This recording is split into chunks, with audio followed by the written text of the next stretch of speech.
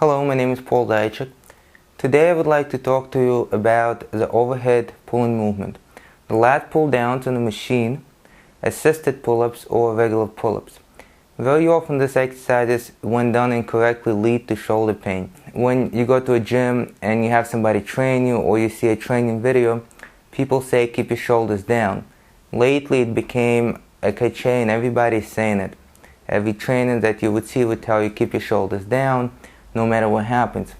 Well, if that is done incorrectly, chances are you're going to injure your shoulder. And I've seen this happen to a lot of people. So let me explain what I mean. So let's say you're doing an overhand pull-up. You hold the bar, you lower yourself, and then you pull yourself back up. Okay? Notice what's happening in my shoulders. If I'm told to keep my shoulders down, this is as far as I can go. From here, to extend my arms completely, I have to allow my scapula to rotate up.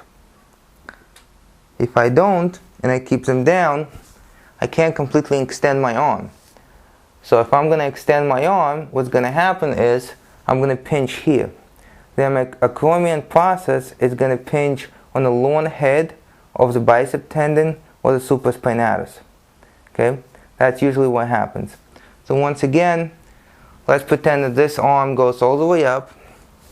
I allow my scapula to rotate up, okay, and elevate. This one I don't. Okay? So in order to compensate for this movement, what I actually end up doing is pinching here, and I increase the mobility of my shoulder joint to compensate for lack of mobility in my scapula. So at first you do this because you're told to do this. You keep your shoulders down as much as possible. However, when you feel the pain, sometimes you will instinctively actually let your scapula come up to prevent the impingement from happening here. Okay? But after a while, the muscles that hold your scapula down and rotate your scapula down, those muscles are going to get tighter and they're going to get shorter because you're always contracting them under a lot of resistance, and they're simply not going to let your arm come all the way up. You're just not going to be able to do this, even if you wanted to. However, you're not even going to think about it because you think you're doing it correctly, and every time you bring the arms up, you're going to try to move from here, having the acromion process press on the tendon of the lower head of your bicep or press on the supraspinatus. Okay?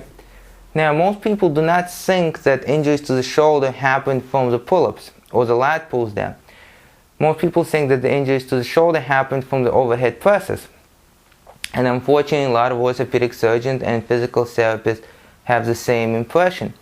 So very often when people go to the physical therapist or an orthopedic surgeon or even chiropractor, and they say, well, you know, I have pain here, MRIs are taken, and then there's an inflammation or irritation or sometimes even a tear of the tendons, the first thing that you're going to be told is lay off overhead presses. So if you do handstand push-ups, you can't do those anymore.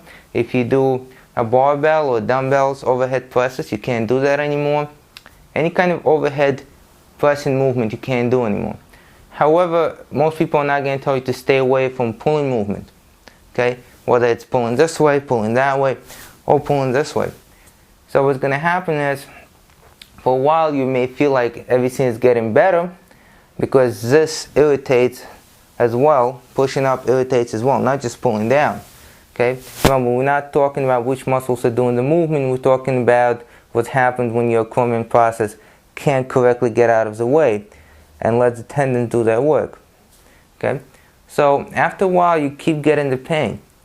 Now you're not doing any overhead presses, you don't know what to do next, and the doctor will most likely tell you one of the three options. Very common options. The first one is do not do anything, do not move your shoulder, and you may just do bicep curls and tricep press down and basic exercises. That's usually the first option. However, if the bicep tendon is injured and not the supraspinatus, and you do the curls, you may still feel the pain. Okay? So that would be the first thing. Sometimes the doctor will give you a rehabilitation routine and you might rehabilitate. And it's not even about the fact that you're working your rotator cuffs, it's about the fact that you're not having your acromion process press into the tendons. You feel better, you go back to overhead presses and lat pull down, and all of a sudden there's pain again. So that's another option.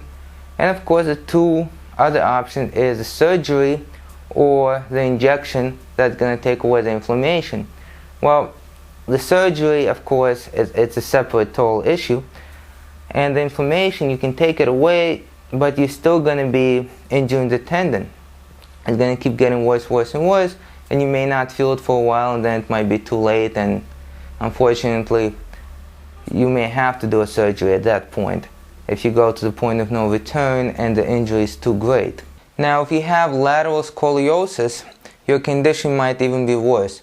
That means that if your spine a little bit turned to one side or a little bit to the other side, chances are, and this happens most of the time, if you have one side a little bit higher, the side that's lower, that's where you're going to feel the pain in your shoulder. And that happens for many reasons, but two most important ones is, number one, if that shoulder is lower, chances are you already have tightness in the muscle that moves the scapula, and they're going to keep it down. That's number one. Number two, of course, where this arm is a little bit closer to the bar, this arm has to overcompensate at the shoulder joint. So it's not even the fact that the whole scapula is not rotating up, although that probably is the case as well. Now you have the body leaned over to the side, and you have to move it up more. Okay, so that's what happens if you have side to side.